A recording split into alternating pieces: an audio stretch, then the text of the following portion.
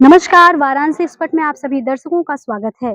जी हाँ, आज हम आपको एक ऐसे स्थल से रूबरू कराएंगे जिसका नाम है कबीर मठ। आइए हम कबीर मठ से जुड़े लोगों से बातचीत करते हैं और अपने चैनल के माध्यम से कबीर जी के इस मठ के बारे में जो भी जानकारियां हैं इनसे पूछते हैं। सबसे पहले आप अपना हमें परिचय दें। जी, मेरा नाम धर्मदास है जी और मैं इस काशी कबीर चौरा मठ मुलगादी में रहता हूँ। जी। जी।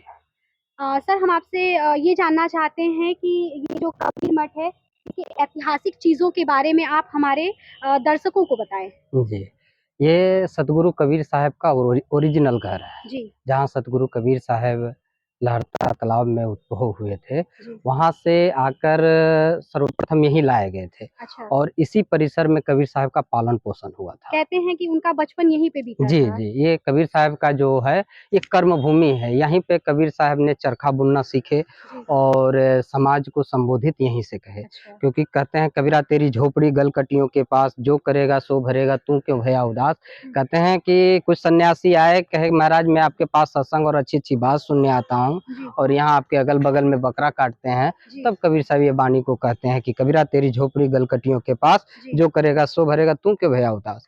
कहता है कि तुम क्यों उदास हो? अपना कर्म कर रहा है, तुम अपना कर्म करो। जी, तो उस बकरे काटने वालों को भी चेताते हैं कि बकरी पाती खात है ताके काढ़ी खाल, जो बकरी को खात है होकर कौन सा हाल। कि जी, बकरी जो साधारण सी पत्ती खाती है बेचारी, उसकी आज ये दशा है, हाँ, तो तुम कल बकरी को खा रहे हो तो तुम्हारा कौन दशा होगा। तो ये कबीर साहब का कर्म भूमि रहा और कबीर साहब यहीं से पूरे देश दुनिया में विख्यात अपने हुए। विख्यात हुए और सदगुरु कबीर साहब के माता-पिता के यहाँ समाधि है। अच्छा, हाँ, नीरू और और नीमा जी की जी, यहाँ पे समाधि नहीं बनाई जी, गई जी। है। और जी, उनके जो ओरिजिनल घर है, जिसमें कबीर साहब रहते थे, जिनमें उनके पिता कपड़ा बुनते थे, वो घर यहाँ मौजूद है। सर लेकिन ये जो ऐतिहासिक चीज़ें थी लेकिन 2010 तक यहाँ पे मतलब हर चीज़ टूटी-फूटी पुरानी थी।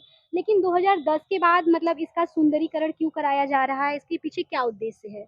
इसके पीछे यह उद्देश्य है, सदगुरु कबीर साहब जिस ज़माने में रहते थे, आज जी, से 650 वर्ष पूर्व, जी, उसी चीज़ों को हम लोगों को दर्शाने की कोशिश की है कि कबीर साहब कैसे उस समय रहते थे, अच्छा, कैसा जीवन वह जीते थे और कैसे मानव मात्र के लिए संबोधित करते थे। जी, तो उस स्ट्रक्चर को बनाने के लिए हमारे आचार्य महंत श्री विवेक साहब जी ने जी, इस परंपरा में अपने कल्पनाओं के माध्यम से कि कबीर साहब कैसे रहते थे, हुँ, को बनाने की कोशिश की है और इनका जो परिसर आप देख रहे हैं, इस जी। परिसर का सौंदर्यीकरण करवाया है। गुरुजी हम आपसे ये पूछना चाहते हैं कि इस कबीर मठ में इस बने कुएँ का क्या इतिहास है? जी, ये सतगुरु कबीर साहब के समय का कुआँ है, जी, जो मीराबाई के द्वारा खुदाया गया अच्छा, है। क्योंकि मीराबाई रविदास साहब की शिष्या थी, हुँ, उन्होंने इस कुएँ का निर्माण कराई और उसके बाद सतगुरु कबीर साहब और एक रविदास साहब और एक सूफ़ी संत हुए। हाँ, इस चित्र के हाँ, माध्यम से तो कुछ हाँ दर्शाया जी, गया है ऐसा। ये सूफ़ी संत महापुरुष आए कबीर साहब का दर्शन करने। जी, तो कबीर साहब और रविदास साहब यहीं प बैठ के आपसी जो सत्संग कर रहे थे, जी, तभी वो पहुँच गए। पहुँचने के बाद वो भी कबीर साहब की वाणी और परंपरा सुनने लगे। हुँ, सुनते-सुनते उनको प्यास लग गई। जी, प्यास लगी तो कहे सतगुरु मुझे पानी की आवश्यकता है। तो पानी रविदास साहब की तरफ इंडिकेट किया कि कमंडल रखे हो रविदास साहब आप पिला दीजिए। अच्छा, पिलाने के बाद जैसे ही वो कहे हाँ, कि पानी दिए और बोले कि इनका क्या नाम है? तो कहे ये रविदास साहब हैं, ये जूता गाड़ने का काम करते हैं। अच्छा, जूता शब्द सुनकर वो जुलाहे का जो वो जो पानी था वो रुक गया। अच्छा, जब रुक गया वो चीज़ तो इनको मन में वो होने लगा कि हम चमार जात का है उसका पानी कैसे पिएँगे? जी, तो वो पानी वो फेंकने जा रहे थे तो कमाली नाम की शिष्या जो कबीर साहब की शिष्या रही, जी, वो पानी को माँग लिए और उस कुएँ में जाकर डाल दिए। डालिए। वो संत जहाँ भी जाते देश दुनिया में जहाँ भी पानी पीते उनके प्यासे नहीं बुझे। अच्छा, वो अपने मन में सोचने लगे कि प्रक्रिया कहाँ से प्रारंभ हुआ? तो वो प्रक्रिया देखे कि हम कबीर कबीर से मिलने गए थे, वहाँ से प्रारंभ हुआ है, फिर से पुनः आए। तब वो कमाली मिली रास्ते में, उन्होंने कहा कि जो साक्षात तो रविदास साहब आपको अमृत दिए थे, हुँ, उसको आपने नकार दिया, हुँ, जातिगत भावना के लेकर, हुँ, इसलिए वो पानी को उस कुएँ में डाल दिए। उस हुँ, कुएँ का जब पानी आप पिएँगे तब आपका प्यास बुझ जाएगा। अच्छा। हम आ चुके हैं अब कबीर साहब के पालनहार माता-पिता के समाधि पे। तो गुरुजी आप हमें बताएँ कि जो ये नीरू जी और माता नीमा जी के बारे में हमें बताएँ कुछ? जी, ये सद्गुरु कबीर साहब के पालनहार माता-पिता जी हैं, जी, जिनका नाम नीरू और नीमा है। जी, कबीर साहब अपने हाथों से इन दोनों की समाधि दिए, जी, क्योंकि कबीर साहब के जीवन काल में ही इनकी शरीरांत हो गए, जी, जिन पे उन्होंने अपने हाथों से इस जगह दी है और इस जगह को उन्होंने अपने हाथों से सँवार के रखा कि ये पालनहार हमारी माता जी हैं, जी। इनके देश और दुनिया इनकी पूजा करे, इनकी जी। श्रद्धा करे कि ऐसी माता हो हाँ। जो कोई भी बच्चा कहीं भी दिख जाए वो अपने सीने से लगा लो। जी। उस संदर्भ में कबीर साहब ने उनके पालनहार के स्थान बनाए। गुरुजी, हम आपसे पूछना चाहते हैं कि इस चित्रों के माध्यम से क्या दर्शाया गया है? जी, ये चित्रों के माध्यम से सद्गुरु कबीर साहब के जीवन दर्शन दर्शाया गया है। जी। क्योंकि सद्गुरु कबीर साहब जब लहरतारा ताल में पाए गए थे, तो वहाँ नीरू नामक दंपति की नई-नई शादी हुई थी। अच्छा। तो आप 80 से वरुणा मिलकर ही वाराणसी का निर्माण हुआ। जी। तो 80 से एक नदी निकली थी जो लहरतारा ताल है, जो लहरतारा अभी भी मौजूद है। उसी ताल पे सद्गुरु कबीर साहब और नीरू और नीमा आए। तो वहाँ जब पानी पीने लगे नीमा जी, तो देखे बच्चा कमल पुष्प पे बैठी और रो रहे हैं। तो जब रो रहे थे तो उन्होंने देखा और वो अपने उठाकर बच्चे को सीने से लगा लिए। जब सीने से लगा लिए तो उनको नीरू से कहे कि मैं इसको अपने साथ ले जाऊँगा। तो नीरू ने कहा कि ऐसा नहीं, हमारी नई-नई शादी हुई है और इनको अपने साथ ले जाएँगे तो हमारे समाज के लोग क्या कहें? कि अब समाज कुछ भी कहे, हम अपने साथ ही इसको ले जाएँगे, और इसी परिसर में उनको कबीर साहब को ले आए। जी, और यह परिसर नीरू और नीमा का घर रहा और कबीर साहब का भी घर रहा। यहाँ बाद में उसके लोग यहाँ रहते थे। कबीर साहब की इस नीरू टीला के नाम से हम लोग जानने जाते हैं, क्योंकि काशी में सबसे ऊँचा जगह है, सबसे ऊँचा जगह यह स्थान है, इसलिए नीरू टीला के नाम से हम लोग जानते हैं। मतलब ये काशी में सबसे, मतलब इसकी जो धरातल है सो ऊँचा धरातल है। से ऊँचा है, जी, इसकी जी। वजह से इसको नीरू टीले के नाम से जाना टीला के जाता नाम है। से जानते हैं। और कबीर साहब यहीं अपनी साधना हाँ। किए और यहीं पे अपने जीवन बिताए जी। और यहीं चरखा बुनते थे, इसी घर में रहते थे। क्योंकि कबीर साहब कहते थे, कबीरा तेरी झोपड़ी गलकटियों के पास, जो करेगा सो भरेगा क्योंकि भया उदास। वो कहते थे तुम अपना कर्म करो, दूसरे की आशा मत करो वो क्या करना चाहता है। तो ये संदेश ये कबीर साहब यहाँ देना चाहते थे। तो यहाँ पे जब बहुत भीड़ कबीर साहब के बढ़ने लगी, लोगों को लगा कि यहाँ पे अब ज़्यादा भीड़ बढ़ने लगा, बगल में लोग बकरा काटते थे, तो इससे थोड़ा-सा कबीर साहब को वो हुआ कि नहीं, इससे हटकर हमको जाना चाहिए। तो दूसरे परिसर का चुनाव किए, उस परिसर में जाके सद्गुरु कबीर साहब ने बीजक मंदिर का निर्माण किए और सर्वजित पंडित का शास्त्रार्थ वहीं पे हुआ। चलिए आइए अब चलते हैं, यहाँ के कुछ ऐतिहासिक चीज़ों के बारे में जानते हैं। तो गुरुजी, आप हमें बताएँ कि यहाँ की ये जो कुम्हार हैं बैठे हुए बनाते हुए, इनका क्या मतलब महत्व है हमारे जीवन में? ये सद्गुरु कबीर साहब कर्म के पोषक थे। जी। उन्होंने कर्म की बात कहा, जी। तो वो कबीर साहब के समकालीन में एक संत ये भी हुए जिनका नाम गोरा कुम्हार है। पवन का सृजनहारा, यह शरीर जो है एक संदेश देने का काम किए कि ये जो शरीर है एक ही चीज़ से बना है, सबका वही खून, वही ब्लड, सब कुछ वही बना है, लेकिन सबका स्वरूप अलग-अलग है। जितने भी संत हुए, जैसे रविदास साहब हुए, दरिया साहब हुए, गोरा कुम्हार साहब हुए, नानक साहब हुए और आपके सैन जी महाराज हुए, ये सब कबीर साहब के अपने-अपने जब काम करते थे तो कबीर साहब की वाणी सुनने आते थे। और ये देख रहे हैं सर्वजित पंडित हैं, जो यहाँ पे कबीर साहब से शास्त्रार्थ करने के लिए आए थे। अच्छा।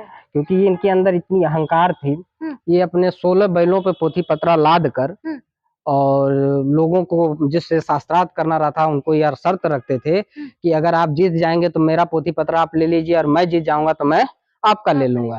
तो ऐसा करते-करते ये सभी ब्राह्मणों जितने लोग शास्त्रार्थ किए उनसे को परास्त कर दिए और सबका पोथी पत्रा लेके 16 बैलों पे चलते थे।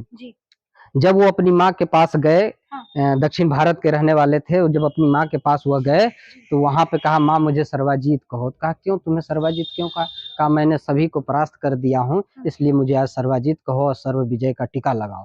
कहा नहीं, तुम काशी गए हो? कहा कि हाँ काशी तो गया हूँ।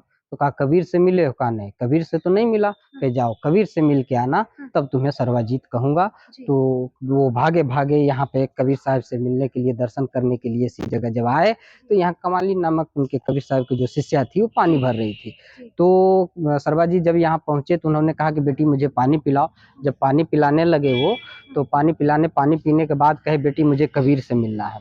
तो कमाली हँसने लगी कि इतना पोथी पत्रा ये पंडित कहाँ कबीर से मिल पाएगा। कहा कबीर का घर शिखर पे जहाँ सिलैली गैल, पाँव टिके पपील का पंडित ला दे बैल। कहा कबीर की घर इतनी ऊंचाई पे है, जहाँ चींटी के पैर भी फिसल जाता है, वहाँ तुम इतना पोथी पत्रा अहंकार लेके कहाँ पहुँच पाओगे। तो कबीर साहब को ये, उनको सर्वजित पंडित को यह आहट हुआ कि एक साधारण सी लड़की इस आश्रम में रहने वाली, वो जब मुझे आहट कर सकती तो कबीर क्या करेंगे। ये चीज़ यहाँ दर्शाया गया है। और ये कबीर साहब का जो बीजक है, जहाँ कबीर साहब का बीजक लिखा गया, जो यही सर्वजित पंडित उसको बाद में वो लिखे। जब कबीर साहब से हार गए तो अपना कबीर साहब को शिष्यत्व ग्रहण कर लिए, हम कबीर साहब के शिष्य हो गए। और फिर कबीर साहब जो बानी बोलते थे, उस बानी को कलमबद्ध ये सर्वजित करते थे। गुरुजी, हम आपके माध्यम से जानना चाहते हैं कि चलती चक्की देख के दिया कबीरा रोए, इसका क्या अर्थ है? जी, इसका अर्थ यह है कि यह चक्की हमारे जीवन का एक प्रतीक है। जी, जिस प्रकार हम संसार में भ्रमित रहते हैं और हमें न किसी चीज़ को, किसी लक्ष्य को नहीं पा पाते हैं, उसी प्रकार इस शब्दों का अर्थ बताया गया कि चलती चक्की देख के दिया कबीरा रोए, दो पाटन के बीच में साबुत बचा न कोई। यह दो पाठ है जिस प्रकार को देख रहे हैं। यहाँ अगर कोई दाना आएगा तो वह पिसा जाएगा, लेकिन कोई दाना है वो बच जाता है। वो कहाँ बचेगा? जो गुरु के सानिध्य में, जो अच्छे लोगों के सानिध्य में रहेगा वो बच जाएगा। तो ये चक्की उसी के लिए दर्शाया गया है। धन्यवाद गुरुजी, आपने हमारे दर्शकों को कबीर जी के जीवन दर्शन से रूबरू कराया, इसके लिए आपको बहुत-बहुत धन्यवाद। बहुत-बहुत धन्यवाद। सर, सबसे पहले आप हमें अपना परिचय दीजिए और कहाँ से आए हैं आप? मैं एलआईसी में चीफ एडवाइजर हूँ और हम लोग देहरादून से हैं। अच्छा, और आज हमें सौभाग्य प्राप्त हुआ है वाराणसी आने का। और सबसे बड़ी बात कि हमारे मित्र हरपाल जी, उन्होंने हमें काफ़ी कबीरदास जी के बारे में, वैसे बचपन में जो हमने पढ़ा था, आज उनको देखने का मौका मिला है। आज उनकी कुटिया को देखने का मौका मिला है। आज उनके जो कुएं है, वहाँ का पानी पीने का हमें मौका मिला है, सौभाग्य प्राप्त हुआ है। और जो बचपन में हमने किताबों में पढ़ा था कबीरदास जी के बारे में कि ना वो हिंदू थे ना मुसलमान थे, लेकिन वो एक संत की तरह थे, जो कहते थे वही एक सत्य है। आज हमें सत्य लगता है वो। तो बड़ी जिज्ञासा हुई उनकी कुटिया को देखने की, तो आज हम इसी से यहाँ तक पहुँचे। तो चलिए, आप यहाँ पे इस समय कबीर मठ में आ भी गए हैं, तो आने के बाद आपको यहाँ पे कैसा लग रहा है? बहुत अच्छा लगा है, मन को बड़ी शांति मिली है, चलिए, मन बहुत प्रसन्न है। अच्छा, और ऐसी चीजें देख के लगता है कि हम अपने जीवन में कैसे इनको आत्मसार करें, जी। इनके विचारों को आत्मसार करें।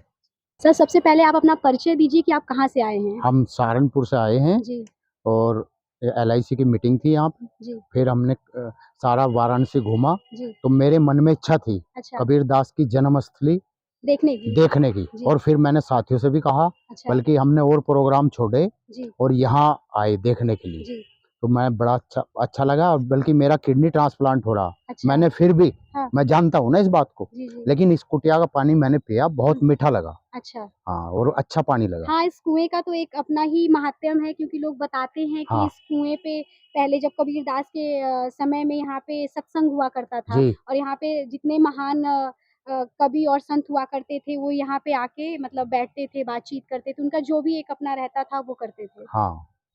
तो हमने कभी बचपन में पानी पिया होगा कुटिया का, जी, आज पानी पिया है। तो आपको कैसा लग रहा है बहुत यहाँ पे अच्छा लगा, आके? बहुत अच्छा।